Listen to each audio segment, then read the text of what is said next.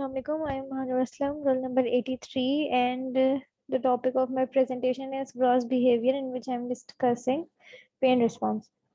तो ये मैंने आर्टिकल जो मैं आपके साथ शेयर कर रही हूँ, इसके एब्स्ट्रैक्ट में लिखा हुआ है कि पेन रिस्पॉन्स जो हमें फाइंड आउट करना होता है एनिमल का, वो काफ़ी डिफ़िकल्ट होता है, क्योंकि डिफरेंट मेथड्स हैं इस पेन स्टिमुलाई को फाइंड आउट करने के। लेकिन हमें जो एनिमल चाहिए होता है वो हमें ऐसा चाहिए होता है जो पहले से ही मतलब उसमें कोई प्रॉब्लम ना हो, जो स्ट्रेस ना हो, जिसमें कोई फेयर ना हो, ऐसा एनिमल चाहिए होता है, ताकि हम उसकी जो पेन से जो उसका एक्टिविटी ब्रेन में इवोक्ड हुई है वो हम फाइंड आउट कर सकें, और जो हमारा रिजल्ट है वो रिप्रोड्यूसिबल हो सके, यानी कि बार बार अगर हम करें तो वो सेम ही रिजल्ट आ सके हमारे पास। तो इसके लिए काफ़ी डिफरेंट मेथड्स होते हैं, जिनमें से कुछ इंपॉर्टेंट मेथड्स इस आर्टिकल में भी गिवन है। वो मेथड्स जो है वो ह्यूमन के पेन रिस्पॉन्स को भी कैलकुलेट या फिर मेजर करने के काम आते हैं। सो इन इंट्रोडक्शन, पेन पेन होता क्या है? पेन जो unpleasant and sensory emotional experience होता है, जो कि किसी भी टिश्यू डैमेज की वजह से होता है।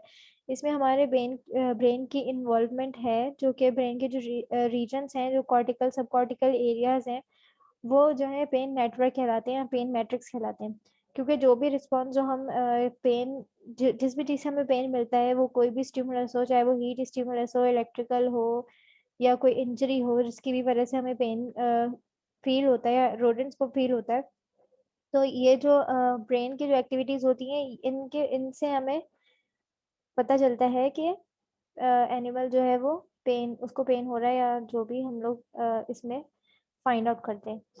इसके लिए जो काफ़ी सारे मेथड्स यूज़ होते हैं, लेकिन जो मोस्ट रीसेंट मेथड है वो है लेज़र इवोक्ड पोटेंशियल, जिसमें हम लोग जो है रोडेंट्स के ब्रेन के अंदर इलेक्ट्रोड्स जो है वो फिक्स कर देते हैं, और फिर उसके ज़रिए हम लोग अपने कंप्यूटर पर या फिर लैपटॉप पर कहीं जिसमें भी वो डिवाइस हमने लगाई हुई होती है, उससे हम फिर उसके उसमें एक ग्राफिकल रिप्रेजेंटेशन आती है कि कब पेन स्टार्ट हुआ है और कितने ज़्यादा उसका पेन था, या जो भी था वो सब उसमें आ जाता है। तो ये एक बिल्कुल लेटेस्ट मेथड है, लेकिन इसके भी काफ़ी सारी लिमिटेशंस हैं। तो वो मैं आगे डिस्कस करूँ।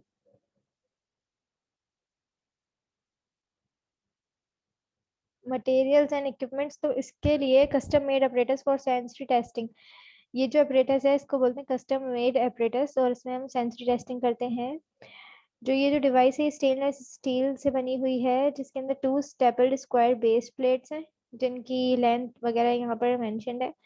ये जो बहुत प्लेटफॉर्म्स हैं इनको सपोर्ट किया हुआ है, मतलब कि नीचे 2 लेग्स हैं, ऊपर इसकी 2 प्लेट्स लगी हुई हैं आपस में, जो कि कंबाइन हुई हुई है, और एक नीचे उसकी प्लेट लगी हुई है जो कि फ्रीली स्लाइडिंग प्लेट है बॉटम में। और इसके ऊपर एक कैमरा भी लगाया हुआ है, ताकि हम जो एनिमल का जो भी रिस्पॉन्स होगा, फिजिकल रिस्पॉन्स जो भी होगा, वो हम उसके ज़रिए हम देख सकेंगे। और ये जो स्टिमुलेटर है इसमें, यानी ये तो ऑपरेटर्स, और जो स्टिमुलस हम दे रहे हैं, जो लेज़र हम दे रहे हैं, जो हीट हम प्रोवाइड कर रहे हैं लेज़र के ज़रिए, वो जो है इसके बेस में लगा हुआ है नीचे की तरफ इस ऑपरेटर्स के।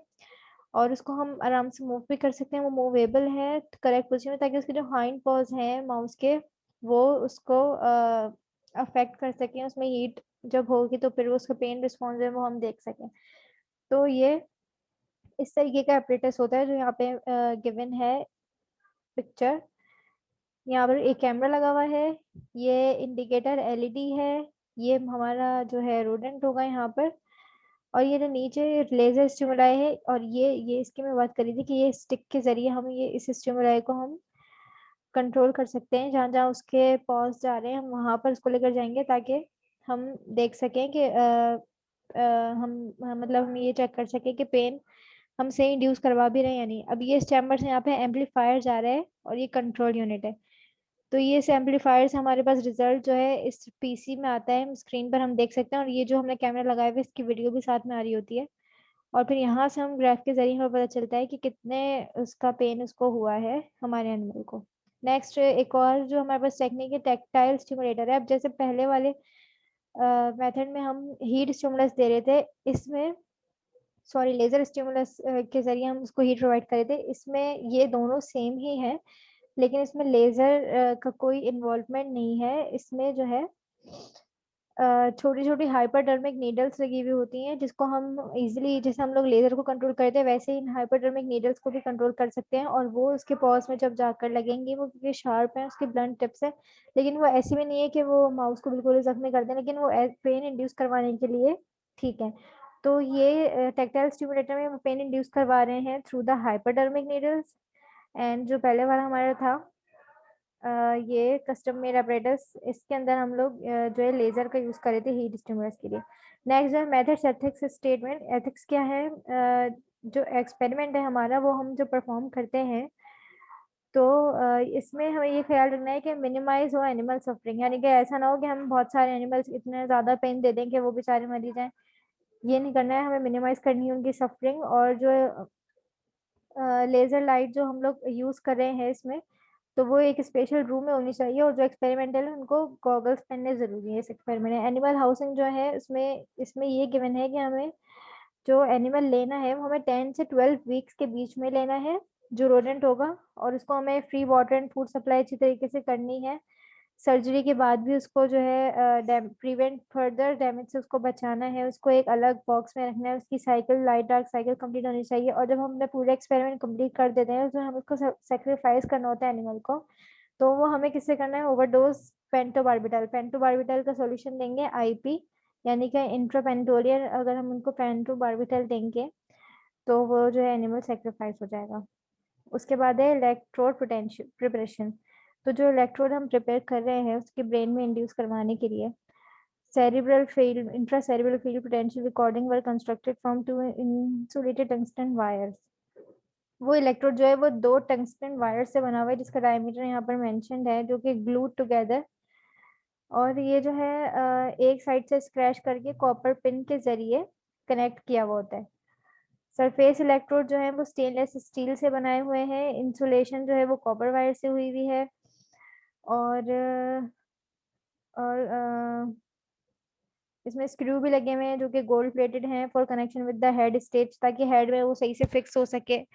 और इसका जो ये जो स्क्रू का है, इनका ये काम है कि वो स्कल में हमारे जो इलेक्ट्रोड है उसको फिक्स कर देंगे ड्यूरिंग द सर्जरी, ताकि वो जेंटली टच हो जाए ब्रेन के सरफेस से। Surgery for electrode implantation. Electrode को इम्प्लांट करने के लिए एनिमल को सबसे पहले एनेस्थीसिया देते हैं 4% आइसोफ्लूरान। और after kissing of the righting reflex, righting reflex को खत्म करने के बाद हम लोग bupropion, sorry bru bru sorry buprenorphine hydrochloride को हम इंजेक्ट करवाते हैं सब क्यूटेनियसली। और इसकी यहाँ पे मेंशन है डोज। ये इंजेक्शन जो है हर 8 घंटे बाद, सर्जरी के बाद भी हम लोग देते रहते हैं, ताकि उसको पोस्ट ऑपरेटिव पेन ना जब हम ऑब्वियसली जब हम उसके क्या नाम है, उसके ब्रेन में जब हम इलेक्ट्रोड को डालेंगे तो वो उसको वैसे भी पेन होगा, तो उस वो वाला पेन हमें रिकॉर्ड नहीं करना है। तो उसकी वजह से हम ये वाली बुप्रीनॉर्फिन हाइड्रोक्लोराइड दे रहे हैं हर 8 घंटे बाद, ताकि उसको पोस्ट ऑपरेटिव पेन ना हो। और जो हम पेन देखना चाहते हैं, जो हम इंड्यूस करवाना चाहते हैं, उसी की रिकॉर्डिंग्स हमें मिलें। तो वो किस तरीके से हो रहा है? After shaving the hair on the head of the skull, skull से हम उसके माइस या रोडेंट के बाल हटाते हैं, और उसके अंदर भी हम लोग जो है उसको फिक्स कर देते हैं अपने इलेक्ट्रोड प्रिपरेशन को, और उसको वापस सर्जिकल थ्रेड से उसको सही कर देते हैं।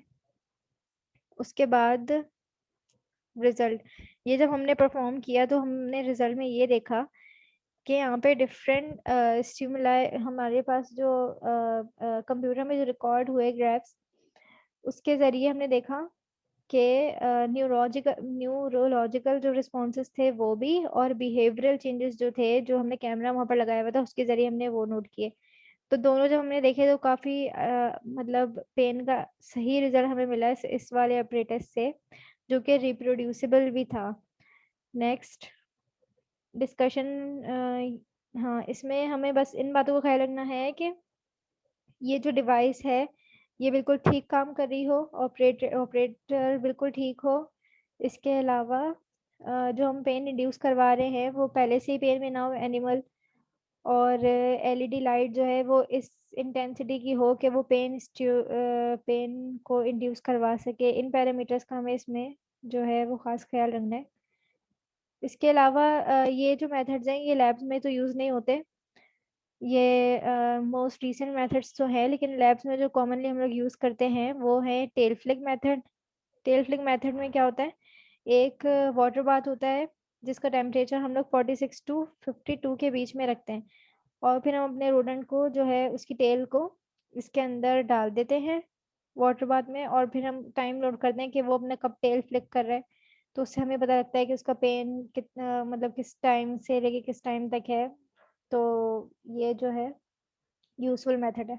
इसके अलावा हॉट प्लेट मेथड है, जिसके अंदर अपने माइस को छोड़ देते हैं, और उसका जो टेम्परेचर होता है एक 50 टू 55 डिग्री सेल्सियस होता है, और इसमें एक प्लेट होती है स्टील की जिसके ऊपर हम अपने माइस को या रोडेंट को रखते हैं, और फिर हम ये चेक करते हैं कि कितने टाइम बाद जो है हमारा रोडेंट वो उसके बिहेवियर में चेंजेस आ रहे हैं, या वो जो है वहाँ से एस्केप करने की कोशिश कर रहा है, या वो अपने पॉज को लिक कर रहा है। तो इसके ज़रिए हम ये नोट कर सकते हैं कि उसको पेन हो रहा है या नहीं हो रहा, और फिर उसका टाइम पीरियड और ये टिश्यू डैमेज वगैरह ये सब हम इसमें देख सकते हैं।